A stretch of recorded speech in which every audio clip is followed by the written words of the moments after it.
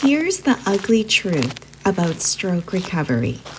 There is no roadmap or timeline or steps you can neatly follow. There is no cookie cutter, one-size-fits-all recovery plan. It's challenging because stroke recovery is unique for every individual.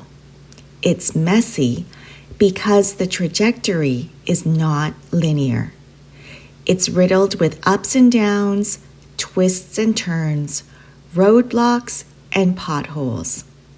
On a good day, it feels like you're taking 2 steps forward and 1 step back. But on some days, it feels like you're just moving backwards. Today felt like one of those days for me. It started off great. We woke up to a beautiful day and decided to go on a picnic in January. My husband, Joshua, woke up early to help me make kimbap for our picnic. I thought it would be an easy task for him. After all, he's made such good and steady progress this past year in his stroke recovery. Now, kimbap is easy to carry and convenient to eat, but it requires a lot of preparation and skill. I've always been so impressed with Korean grandmothers who can roll out perfectly centered and proportioned ingredients in the blink of an eye. But did you know that making kimbap requires many skills that we're unaware of? Skills we often take for granted. Physical skills such as fine motor and hand dexterity. Cognitive skills such as multitasking, sequencing, and problem solving. Anyways, this part felt like a gut punch and broke my heart. First, Joshua had the hardest time identifying the ingredients in English or Korean. And these are common foods we eat every day: tuna, radish, crab, eggs, carrots.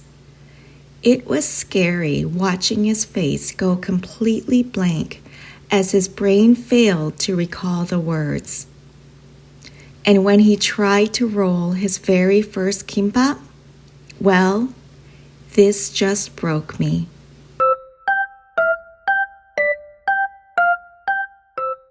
How do you like? Oh, it looks really good, but are you forgetting something? Did you forget something? Rice. Yes. Okay. You see, there is a specific order of steps when making kimbap. The first step is to spread a thin layer of rice on the seaweed before laying the ingredients on top of the rice. I don't make the rules, but this is the way you do it. I watched in shock and disbelief as my husband so happily proceeded to make kimbap without the rice. I didn't interrupt him at first because he was so focused and happy and feeling so proud of himself. Also, I wanted to see if he would realize he missed a very important step. When he realized he forgot the rice, I thought he would gently lift off the perilla leaves and tuna and spread his rice down on the seaweed first. But no, he decided to just lay the rice on top. Now I can imagine that some of you are judging me and thinking, what's the big deal? Let him make it however he wants to make it. Give the guy a break. He just had a stroke. You think this is a problem? You call this a setback? This is your gut punch? Yes, this is my gut punch. As a caregiver, it's the little things that bring great joy and the little things that break you. Because I've learned to accept the big things. What choice do I have? I've come to terms with my husband's stroke that left him with aphasia, the inability to communicate. I've acknowledged the fact that he will carry his invisible disabilities for the rest of his life. But I desperately cling to the little things, refusing to allow this stroke to steal everything from us.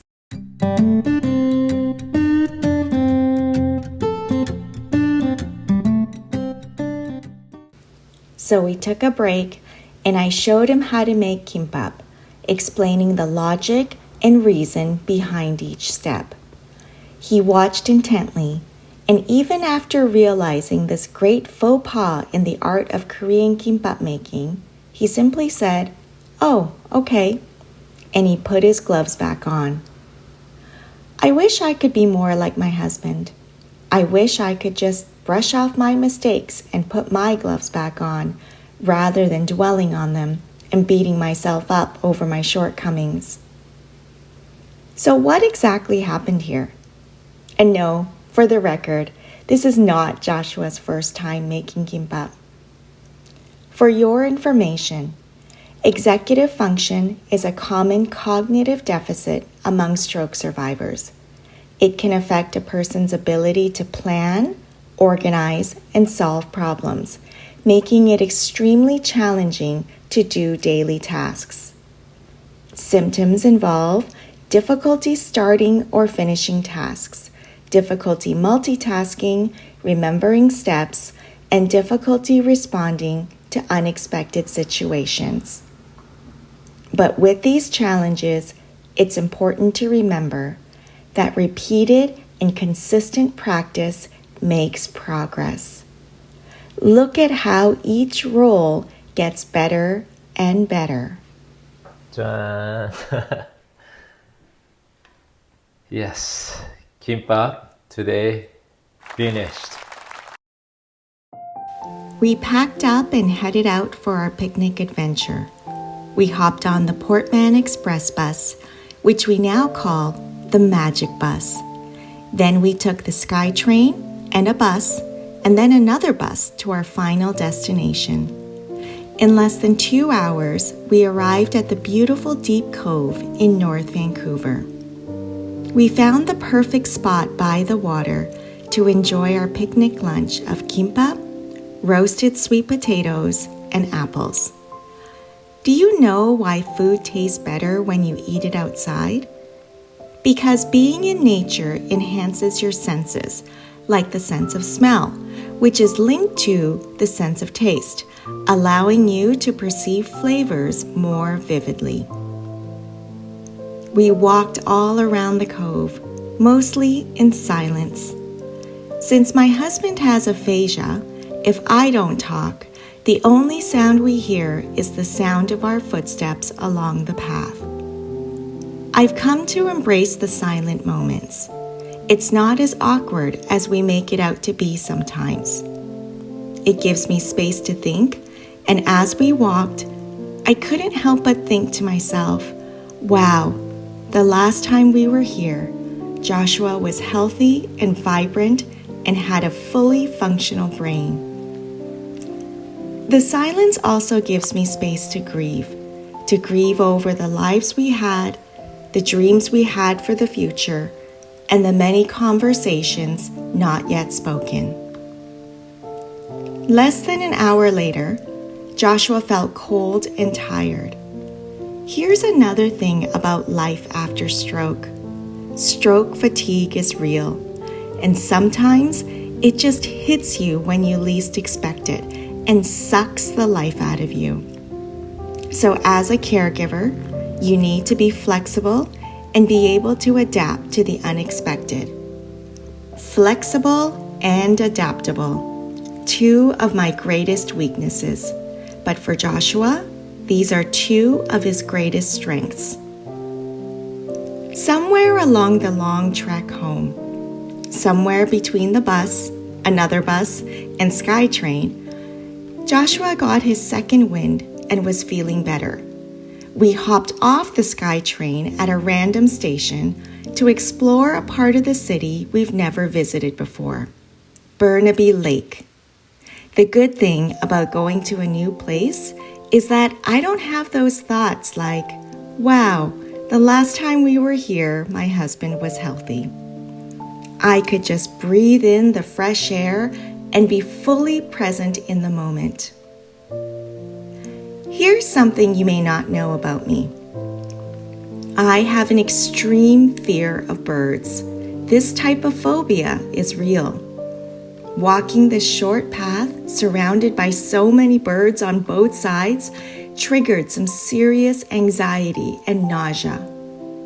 But I soldier on because, well, what choice do I have? So this is the journey of life after stroke. Moments of progress followed by setbacks. Moments of joy followed by despair. Moments of peace followed by panic. All jumbled up into this big, beautiful mess that we call life after stroke.